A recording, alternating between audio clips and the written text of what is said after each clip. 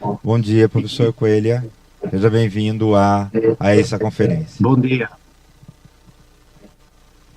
Ah, buen día, Eduardo. fique a... Muito obrigado. Nada. Buen día a todos.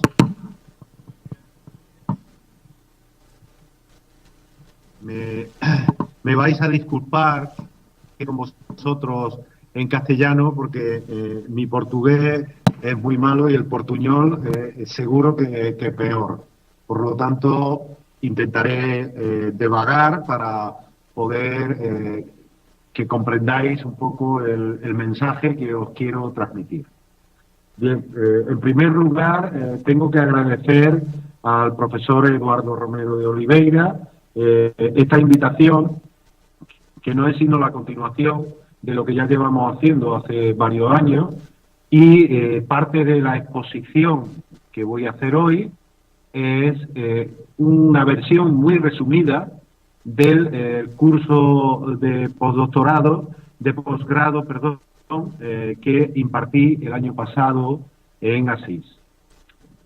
A este conocimiento vamos a añadir también lo que hemos trabajado hasta ahora en métodos y en investigación de historia económica de los ferrocarriles paulistas.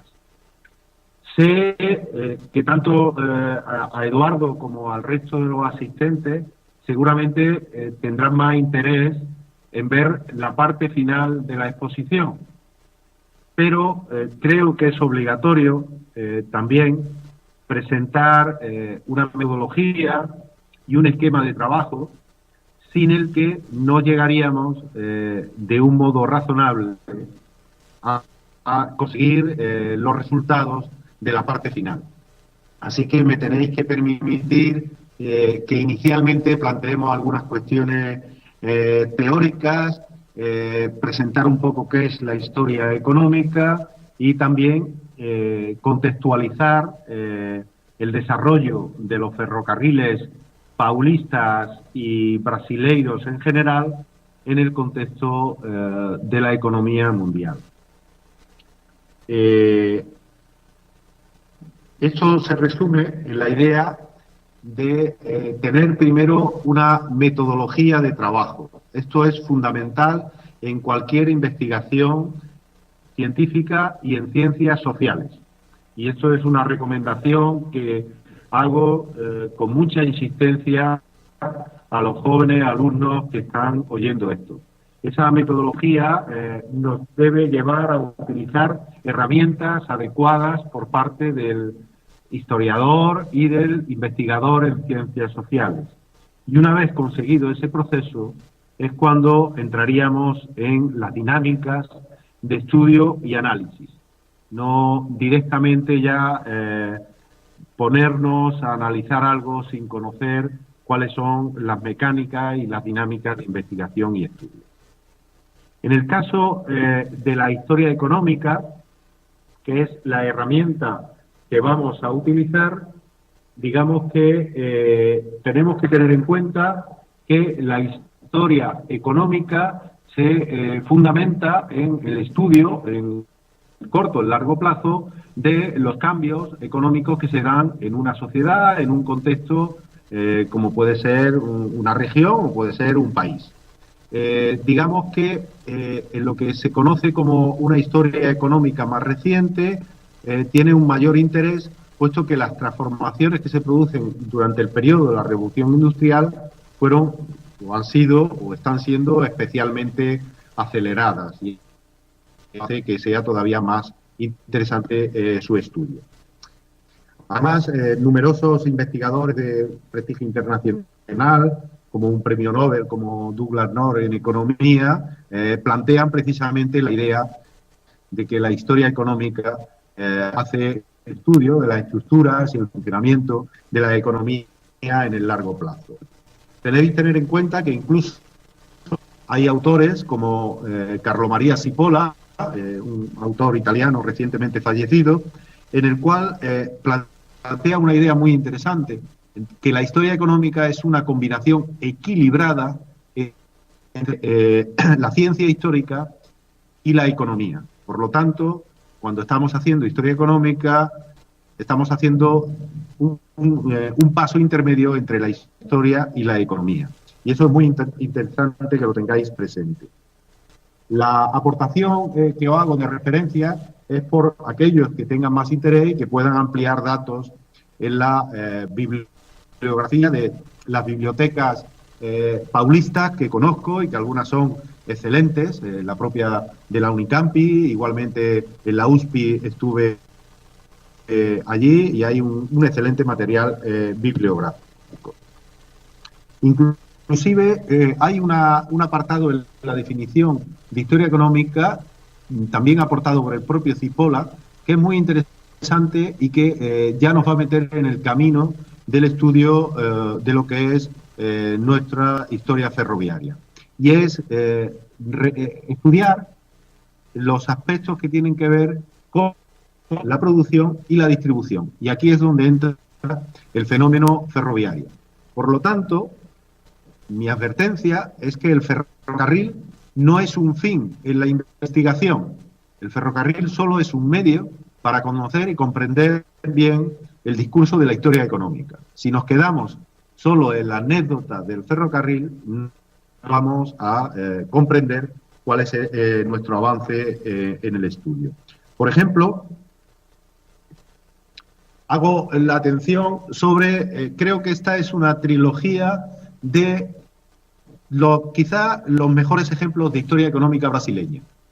Y además desarrollados en diferentes fases y etapas, desde el mítico libro de Sergio Buarque de Holanda, publicado en 1936, creo recordar que fue la primera edición, hasta los trabajos de Cado Prado Jr. En la línea de la historiografía marxista, o digamos los que tuvo que ver Celso Furtado de Cepal, que es un texto muy interesante también sobre el trabajo en historiografía económica brasileña. Hay decenas de libros, pero yo, para un estudiante, un estudioso que comenzara, creo que son los 3 libros más significativos.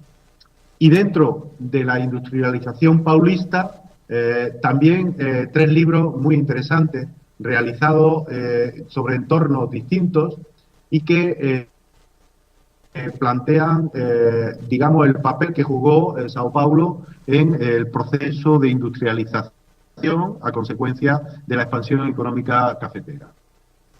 Llamo la atención sobre el primero y el último, el de Warren Dean y el de Wilson Cano, que es muy interesante porque Warren Dean plantea una situación sobre la industrialización de Sao Paulo que unos años después el propio Wilson Cano rebate con un discurso y un debate entre ambos muy interesante. Creo que es muy significativo.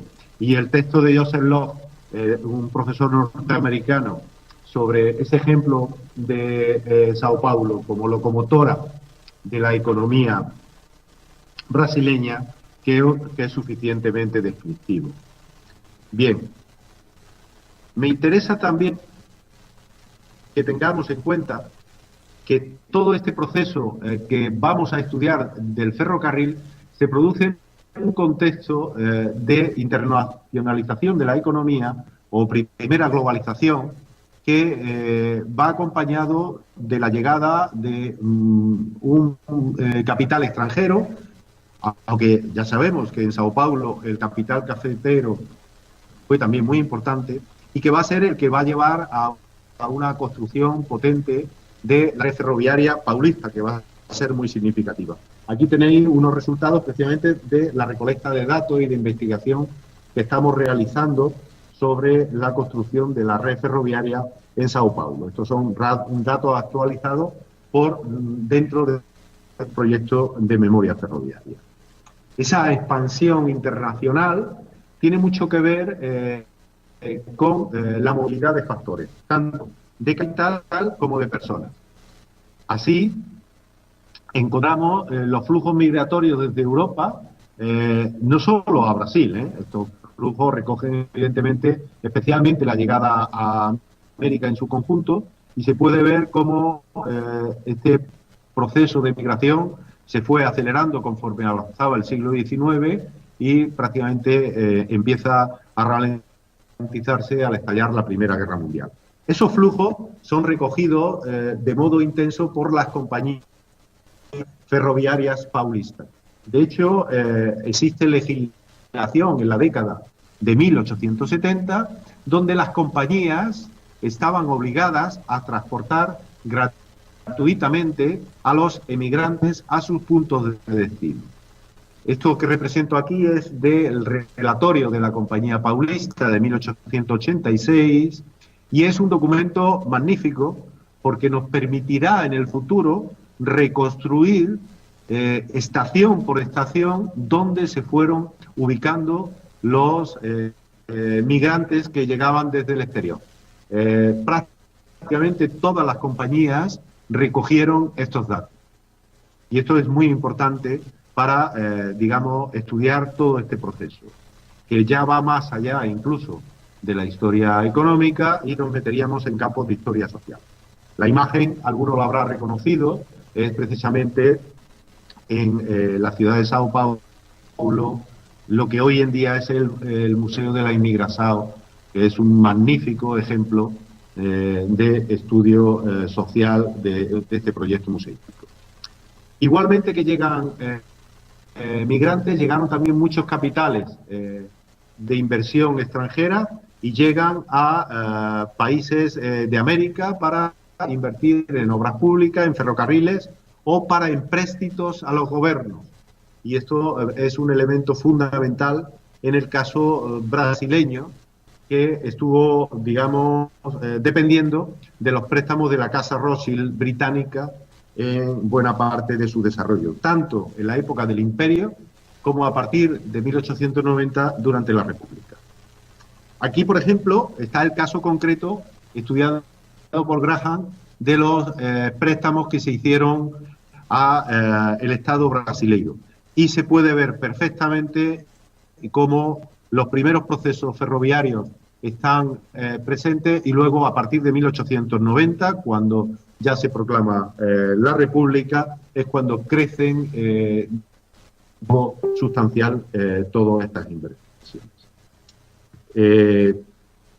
Dentro de la historia económica hay una especialización en historia ferroviaria y es necesario tener en cuenta que han investigado otros autores sobre los temas de historia ferroviaria.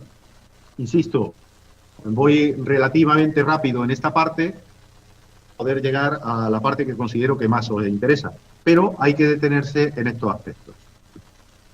Aquí tenéis un texto que es necesario que conozcáis y trabajéis, como es el texto de Alberto Hirschman sobre la estrategia del desarrollo económico, que es, digamos, un texto de referencia en Latinoamérica y que explica muy bien cuál es el papel que juega la inversión en capital social fijo, como es el ejemplo del ferrocarril, como discusión sobre la inversión en actividades directamente productivas, la ADP que veis ahí, y que quedaron detraídas por la inversión que se hicieron en algunas empresas ferroviarias o incluso otro tipo de servicios públicos.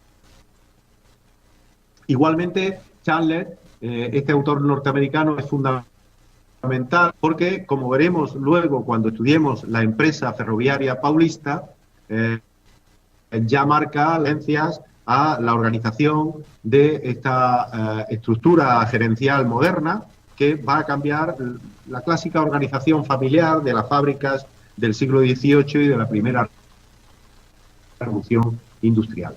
Esto es interesante también. Además, aquí tenéis una imagen de una versión española, pero tuve ocasión de ojear en la USPI la versión en portugués de la publicación de este texto. Igualmente, creo que hay que también citar a un autor norteamericano que trabajó el caso de los ferrocarriles europeos como referencia, porque además es un modelo a seguir por los historiadores por el modo de hacer historia. Y esta interpretación que hace de la historia y la crítica de las fuentes es muy interesante y por supuesto a las conclusiones a las que llega el propio Rondo Cameron, pero es muy interesante hacer esa comparación el caso de Europa y de América, que es buena parte del trabajo que hemos desarrollado hasta ahora. La conferencia aquella que dimos en la USFI, Eduardo lo recordará, el título que llevaba era Parecidos razonables, esa idea de establecer una historia comparativa con todas las diferencias que hay, por supuesto. Por supuesto, tampoco nos debe faltar Robert Fogel con su famoso estudio econométrico y su idea del ahorro social. En portugués lo podemos traducir por pupanza social, aunque en realidad los términos anglosajones han tenido más éxito, sobre todo a partir del libro de William Summerhead, que fue el que hizo este ejercicio en el caso brasileño, que también está publicado allí y que es un texto que habla, el título creo que es Orden contra Progreso, creo que es el título del texto de Summer. Aquí tenéis algunos datos, no quiero entretenerme en esto, y para terminar la parte esta de referencia bibliográfica, qué mejor que con uno de los referentes brasileños de mis primeras investigaciones, como es el profesor Ciro Cardoso, que publicó un libro de enorme éxito en Europa, que se llama Los métodos de la historia, y que posteriormente publicó 2 volúmenes magníficos sobre la historia económica de América Latina, donde sitúa precisamente todo el contexto del desarrollo de la revolución industrial y de la expansión ferroviaria a través de las economías exportadoras como modelo para explicar todo el proceso. Creo que, aunque buena parte de su vida estuvo exiliado en Costa Rica, por imaginaros todo el problema de la dictadura brasileña, pero es una persona que siempre ha tenido publicaciones en el entorno brasileño. Bien, la última parte de la exposición, que yo sé que Eduardo está esperando porque es lo que él quería, se centra en que trabajemos y expliquemos qué es lo que queremos hacer. Bien, nosotros queremos que la historia económica forme parte del proceso del proyecto de memoria ferroviaria. Y para ello queremos hacer aportaciones que sean significativas, que sumen a lo que ya se ha estudiado y se ha investigado en el caso de Sao Paulo, que además es mucho. Por lo tanto, tenemos que ir del análisis historiográfico previo. Y en ese podemos distinguir 5 temas principales que han estudiado los investigadores hasta ahora en Sao Paulo. Por un lado, el sistema de concesión y financiación de las empresas, lo que allí se llama juros garantidos y que sería en la traducción al castellano la garantía de interés que se hizo a buena parte de las empresas ferroviarias paulistas. Esto es muy importante porque es un sistema que, por ejemplo, en España no se utilizó, pero sí se utilizó en la segunda tanda de la red ferroviaria francesa, se utilizó también en Italia y se utilizó en Portugal. Y era un modo relativamente efectivo de controlar el funcionamiento de la explotación ferroviaria. Pero hay una salvedad y una diferencia sustancial que la historiografía no ha remarcado suficientemente. En el caso de Europa, cuando terminaba el periodo de concesión, de la ferrovía pasaba al Estado. En el caso brasileño no. Y eso fue lo que condicionó, por ejemplo, el desafortunado rescate de compañías ferroviarias como Sao Paulo Railway, que obligó a pagar una cantidad elevada al Estado brasileño por la recuperación de la línea. Esto es interesante y lo vamos a desarrollar en los trabajos futuros que hagamos. Igualmente, este es el tema estrella, ¿no? La asociación entre el café y la ferrovía es fundamental en el desarrollo de la historiografía ferroviaria paulista. Yo encuentro incluso parecidos interesantes sobre la explotación minera en algunos sitios de Europa, porque eran trabajos, transportes que tienen que ver con, digamos, condicionantes unidireccionales. Aquí cerca tengo al profesor Sánchez Picón de la Universidad de Almería, que fue mi director de tesis, especialista en historia minera, y que él precisamente escribió sobre eso. El transporte de minería condiciona el retorno de buena parte del transporte en vacío. Y esto ocurría con el transporte cafetero. El flujo hacia la costa, hacia el puerto de Santo, hacía que retornaran buena parte de los trenes en vacío, y eso condiciona esa explotación ferroviaria. Igualmente, el tema del desarrollo de la economía regional, además hay recientes trabajos que se han hecho sobre Sorocabana y demás, donde se puede ver precisamente esta circunstancia, ¿no? El trabajo de los ferroviarios, ahora veremos algún libro al respecto, está menos desarrollado de lo que debería ser, porque es muy importante el conflicto social que hay en Sao Paulo en el entorno ferroviario. Y por último, el fin de ciclo ferroviario ha sido muy trabajado y creo que todavía permite estudiar más aún cuáles fueron las consecuencias y sobre todo las causas de esta crisis ferroviaria. Sobre los trabajos publicados, aquí tenéis un quinteto, quizás de los libros, hay decenas de artículos, tesis y demás, pero estos libros creo que representan muy bien qué es lo que se ha hecho. Desde el clásico de Odilon Matos, muy interesante como primera incursión, ya sabemos que está muy mal editado en imprenta, hasta el clásico de Flavio Sáez, que es seguramente un libro magnífico de historia económica, y los más recientes. El último de Guilherme Grandi, que además lo tengo en casa firmado por él, con lo cual está uno encantado con esta continuación, que en cierto modo es una continuación del trabajo que había realizado Flavio Sáez. Sobre cartografía, para que nos situemos un poco, en realidad este mapa yo sé que se ve mal, pero tenía mucho interés en incluirlo.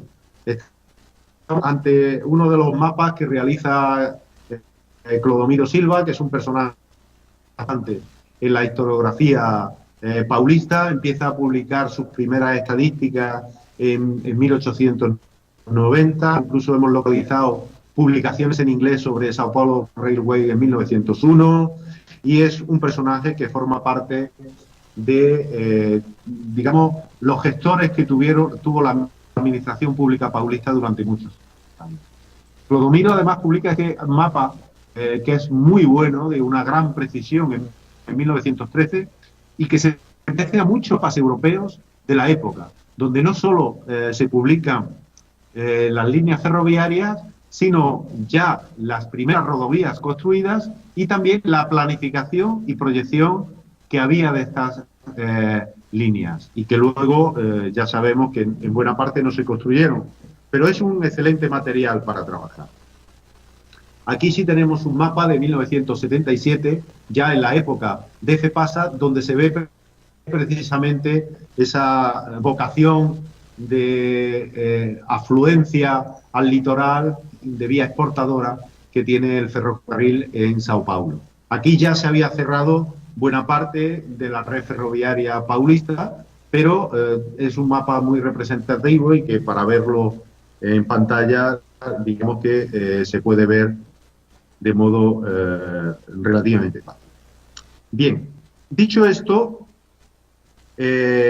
vamos a plantear también aspectos que tienen que ver con tesis. Este es un trabajo que han desarrollado tanto el profesor Eduardo como Lucas Mariani Correa en su proyecto de tesis, y es la recuperación de tesis y tesis de maestrado que se han hecho en el estado, en Brasil, relativas al ferrocarril. Estas las presentamos en Santiago de Chile cuando estuvimos, y ya ayer me comentaba el profesor Eduardo, han ampliado incluso el campo, y esto es un trabajo excepcional porque están haciendo incluso un trabajo bibliométrico que muestra cuál es el interés de estas investigaciones. En este cuadro sencillo se puede ver cómo el interés en la investigación en la historia ferroviaria ha ido creciendo con el paso del tiempo.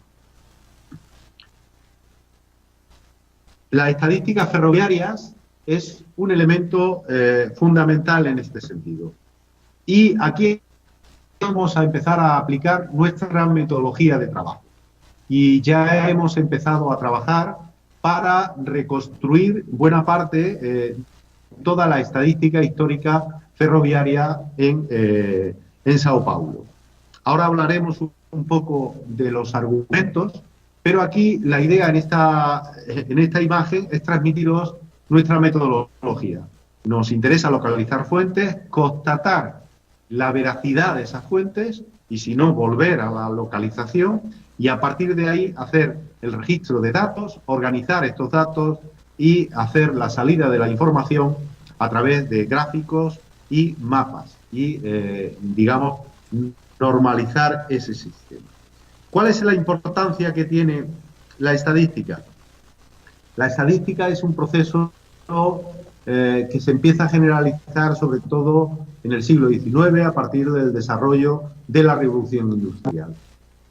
Las empresas publican continuamente datos en los cuales le interesa sobre todo para trabajar, digamos, la información con sus accionistas o la publicación de esos datos en prensa y de ese modo difundir el proyecto. Y eso hace que incluso en los ámbitos académicos aparezcan ya las primeras disciplinas en este sentido. Y por lo tanto es una información que tiene un interés enorme para la historia económica, pero que normalmente encuentra ciertas dificultades en su localización, ya que los datos no se generan para ser, digamos, trabajados por el investigador, sino para una difusión que no tiene nada que ver con la recopilación histórica.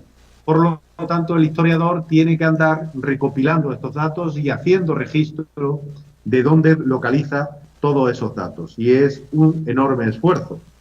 Además, los historiadores no siempre somos generosos en la información, y lo que hacemos es que encriptamos nuestros datos y cada vez que un investigador tiene que ponerse a investigar un campo, prácticamente tiene que volver otra vez a buscar una información que ya ha habido investigadores previos que han trabajado.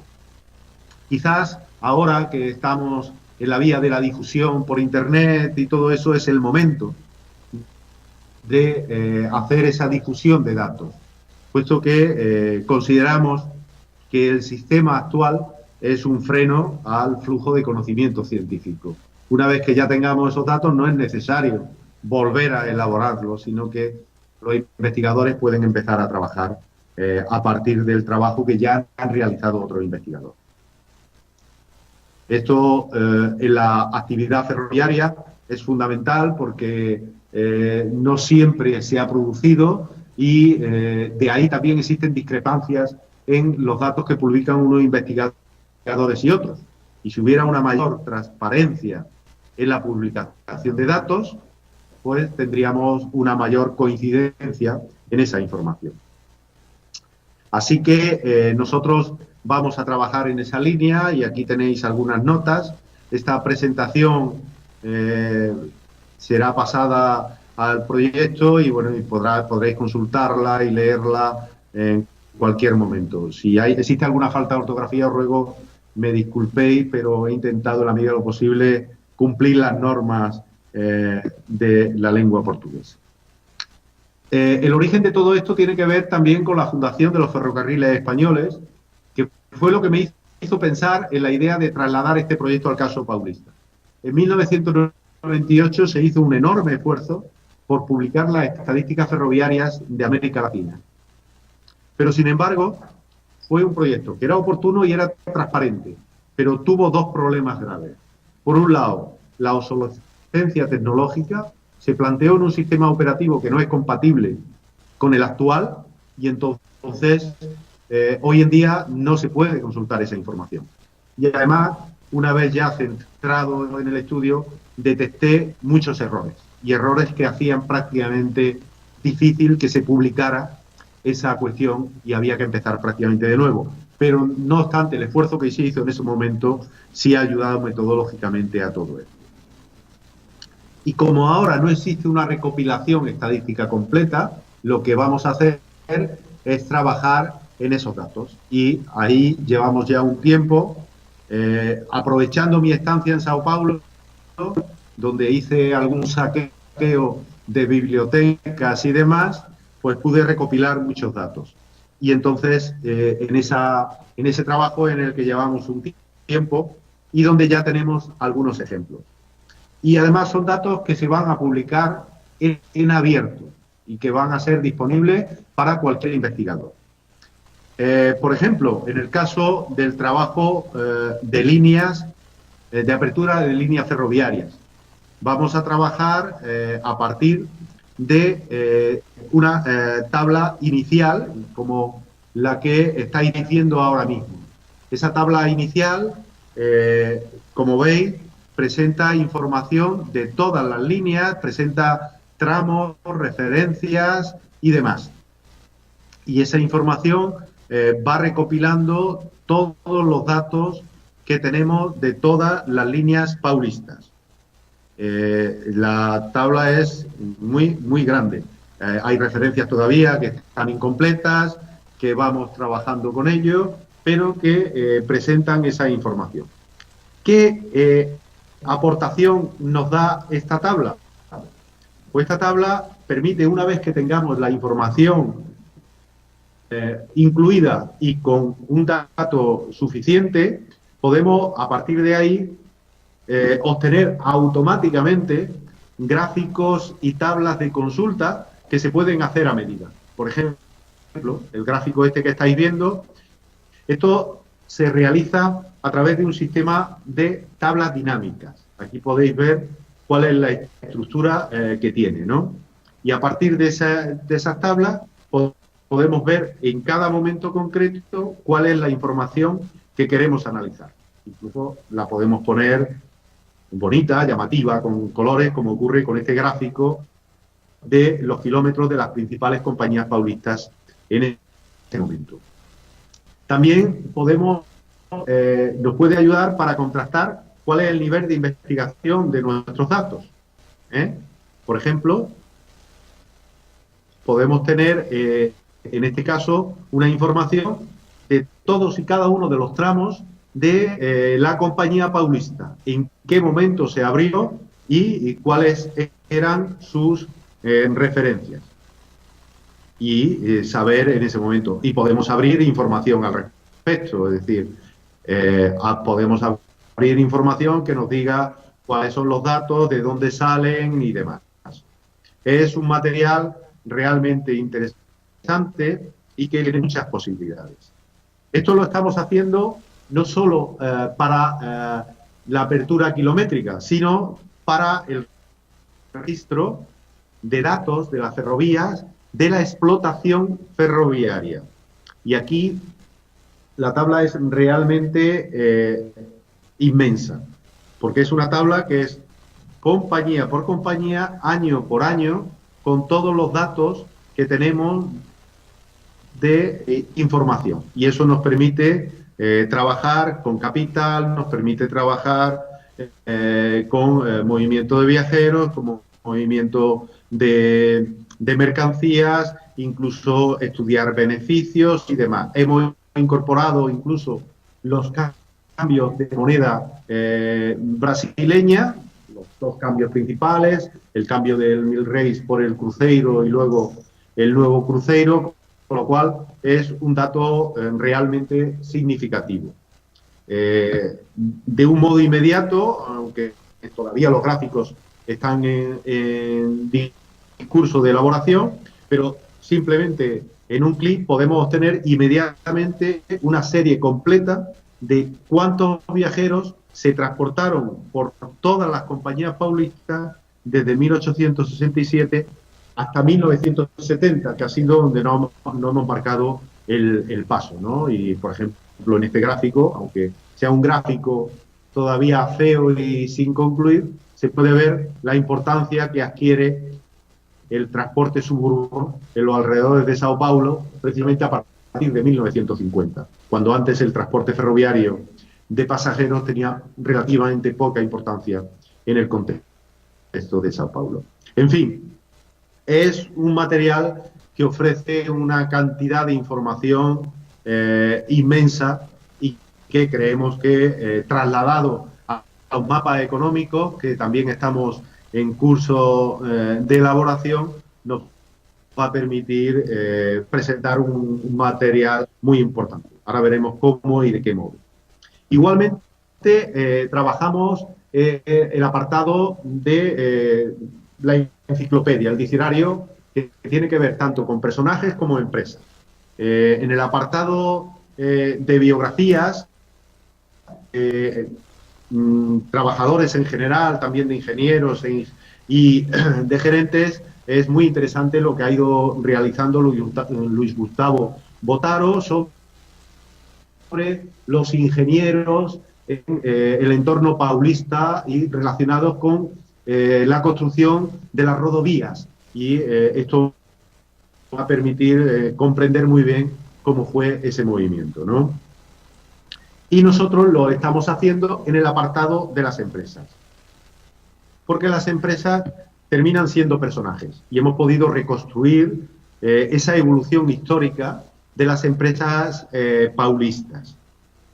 En este gráfico, por ejemplo, podéis ver esa evolución del sector privado, que está en tono verde, tono esmeralda, a el sector público, que es cuando ya todas las empresas pasan a depender de la explotación pública.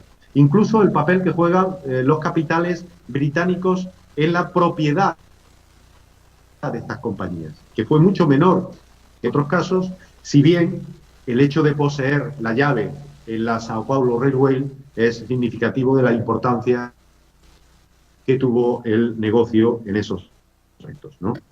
Y eso es buena parte del trabajo que se está realizando sobre el trabajo de las empresas, que además, a partir de los relatorios, de la información que estamos obteniendo de las mismas, apoyo que encuentro desde allí. Evandro hace unos días estuvo en el archivo público de Sao Paulo teniendo información que me faltaba y por lo tanto vamos a seguir trabajando con ello. El problema que nos planteamos es también cómo vamos a difundir esto, porque nosotros creemos que hoy en día existe el concepto de web 2.0 o web 3.0, que no sabemos si llegará alguna vez. Evidentemente la investigación está para compartirla y difundirla incluso fuera de los ámbitos académicos. El problema es que hay que gestionar los riesgos y eso es un problema que al menos yo todavía no sé resolverlo, pero sabemos que existen unos riesgos en ese sentido y que queremos compartir toda esa información que estamos produciendo. Incluso cuando el proyecto de memoria ferroviaria finalice, aunque esperemos que FAPESCPI siga ayudando y quizás esto pueda alentar a la continuación, pero aún así se siga difundiendo ese trabajo, ¿no? Y nosotros nos lo planteamos a través de la propia página del proyecto de memoria ferroviaria, donde vamos a organizar un sistema para difundir y dar continuidad a todos estos proyectos. Vamos a trabajar en lo que hemos dicho, la historiografía, el volcado de esas tesis y esa información, el difundir las estadísticas y el trabajar también con biografías o trayectorias empresariales. Y lo vamos a hacer desde una metodología académica y con una disciplina que nos permita tener todo ese material a través de esa filosofía de la web 2.0 en marcha. Y eso es importante y creemos que es el trabajo que va a ocupar las próximas semanas o meses de nuestro proyecto. Bueno, nosotros planteamos esto como un punto seguido.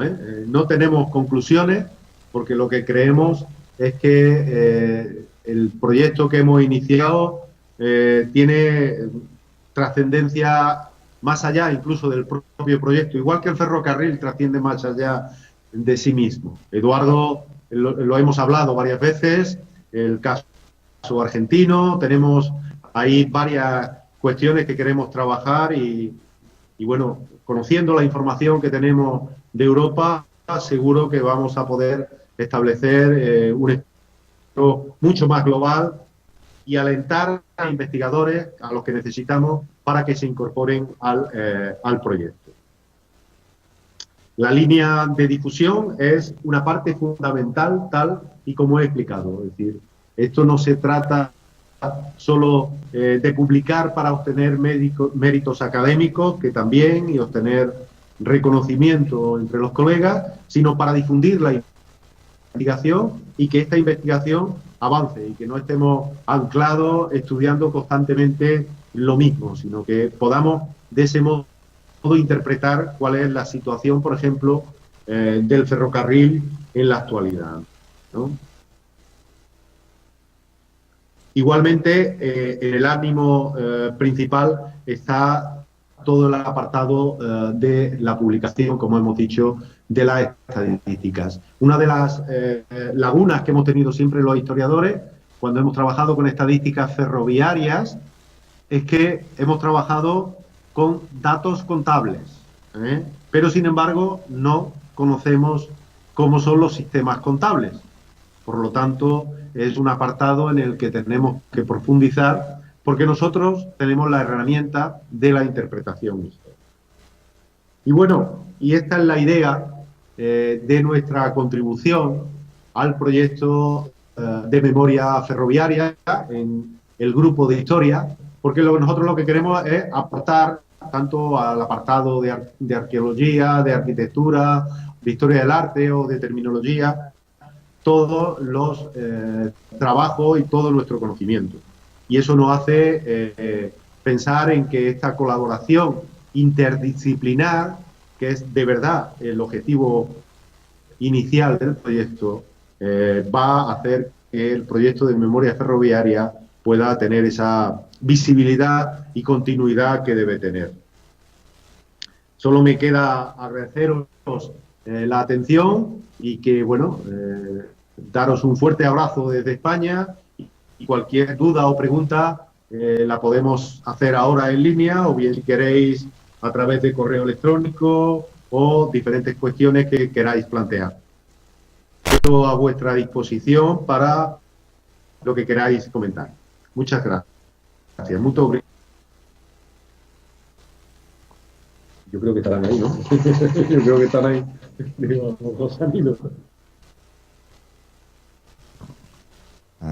Agradeço muito, senhor Domingo, pela sua palestra.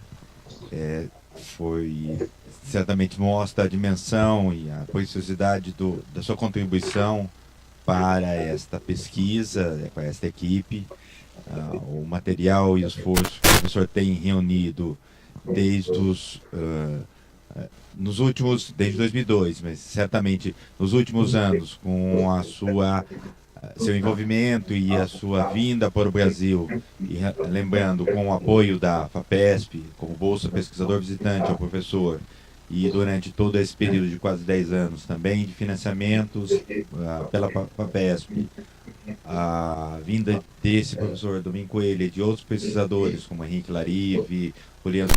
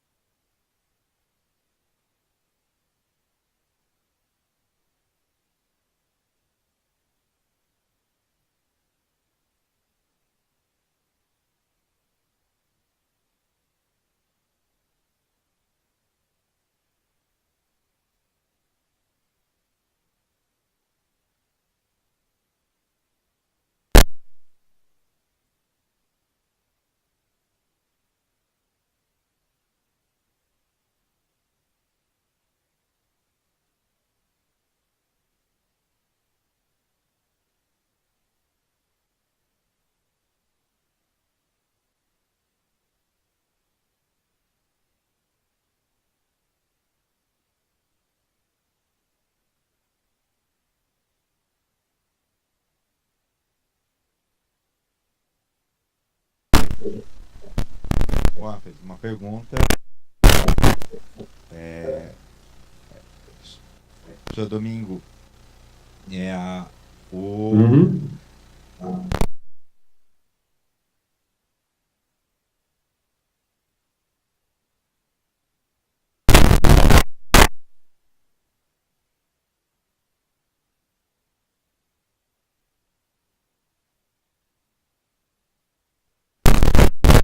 também com o apoio da família, 3 anos agora como uma da acadêmica na China, para onde ele vai fazer professor assistente doutor na Universidade em Pequim, como uma nova frente de trabalho do projeto. E a pergunta é, em primeiro lugar, felicitações pela apresentação, pelo conhecimento do trabalho. Tem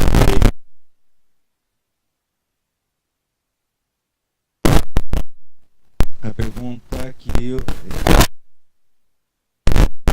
história é o grau de confiantes como os relatórios e tipos de informes escritos pelas companhias que visa. Cabe imaginar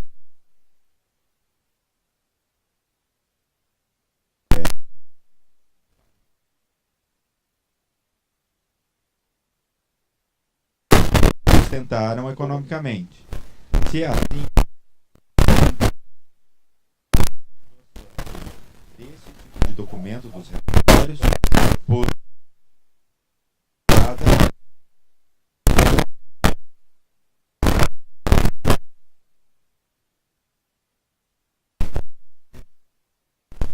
Quiere averiguar la piedra Rosetta y es complicado, pero intentaré responder a su cuestión. En realidad, los relatorios son una fuente para estudiar la evolución económica oficial de las empresas, pero en ningún caso deben ser la única fuente, porque hemos de pensar que las empresas de ferrovías, el interés que tenía era presentar un negocio en mejor estado económico realmente estaba. Os pongo un que creo que conoceréis.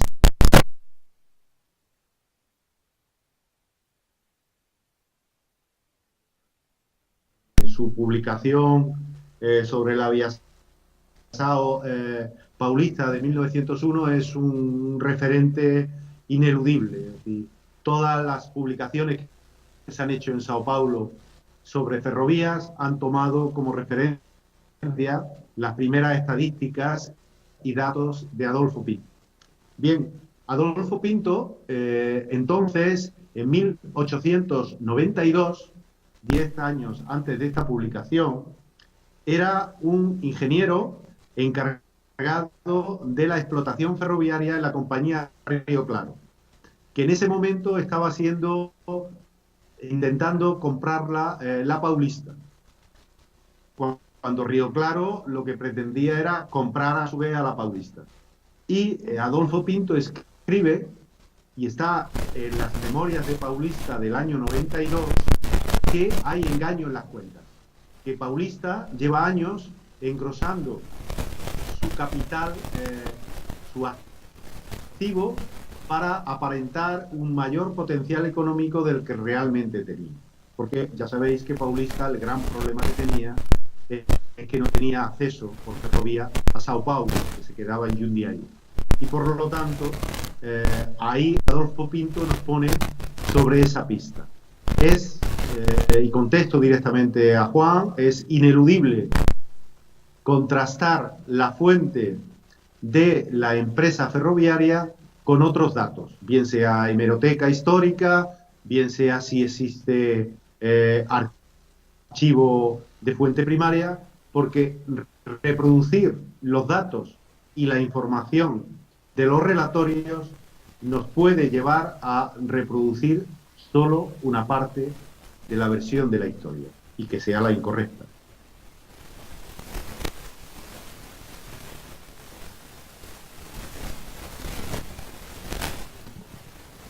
Alguma.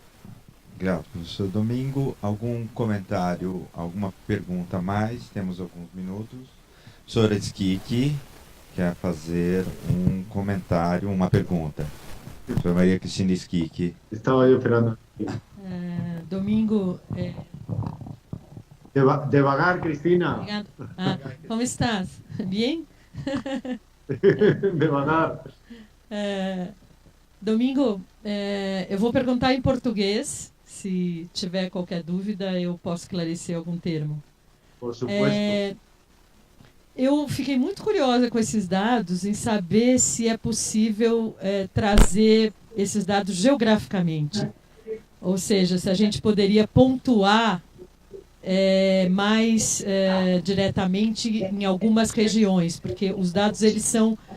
você colocou os dados de todas as ferrovias, né? E eu queria saber se é possível pontuar isso e como poderia ser feito isso. Eu digo isso por conta da gente poder fazer um pouco a digressão, né, em relação às gestões, aí já especificamente nas cidades ou nas regiões. Então, eu queria saber como é que esses dados estatísticos seus podem ser utilizados nessa forma, no sentido geográfico, né, para poder associar aí a cada gestão de cada período. Mas eu estou puxando mais para a área do urbanismo, tá? Para as questões do urbanismo. Então, eu queria entender um pouquinho se é possível isso. E como seria fazer isso a partir das tuas estatísticas. Eu pergunto isso porque uma das questões que a gente está discutindo recentemente é o destino das áreas ferroviárias, principalmente dos vazios urbanos, que hoje estão sendo utilizados em muitos municípios como estoque de terra para negociação fora dos planos, a partir das gestões, diretamente, porque é a área de barganha entre público e privado.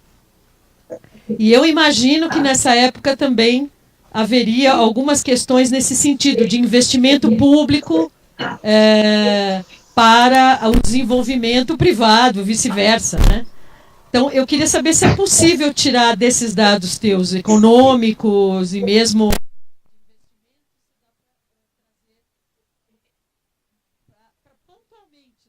geograficamente a gente poder trabalhar isso. ¿Deu para compreender? Cristina, te he oído muy mal. Porque hay un ruido. Eduardo sí lo oigo mejor. Eduardo, me preguntaba sobre el modo de obtener los datos. E a espacialização. Como seria possível esses dados estatísticos serem espacializados, de alguma forma, para poder contribuir na análise mais contemporânea sobre as expansões urbanas que estão ocorrendo, que é a linha de trabalho da professora Skiki. Então, esses dados poderiam ser espacializados? Há algum tipo de esforço? É a pergunta dos investimentos, né? Dos investimentos, em particular. Dos investimentos. Sí. Sí, de hecho es lo que ahora mismo estamos trabajando con Everton para trasladar a través, no recuerdo ahora mismo cuál es el programa con el que se está haciendo, de la hoja Excel a el GIS. Y entonces, a partir de ahí, lo mismo que nos salen los datos en gráficos, nos va a salir el espacio. Y de hecho, es un material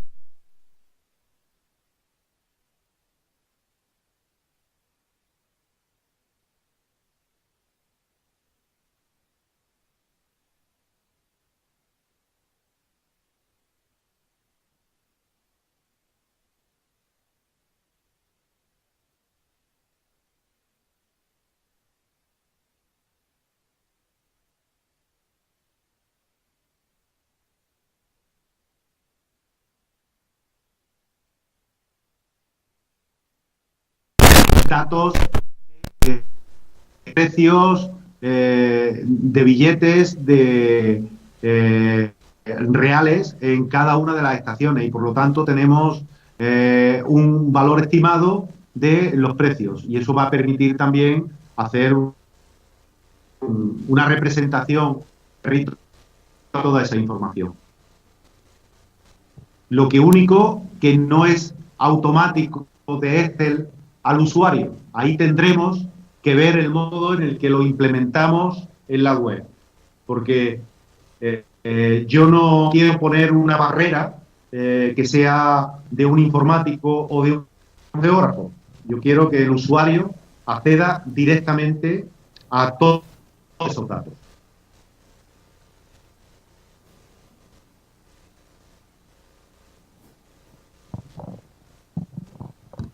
Certo. Cristina? Perfeito. Ela agradece a resposta. Mais alguma pergunta? Agora, professor Domingo, temos 2 minutos antes de fechar. Agradeço, por fim, ao professor Domingo Coelho, que vai estar nos acompanhando, na medida possível, aqui na apresentação das próximas sessões, que vamos dar início agora. Então, encerro a sessão, a conferência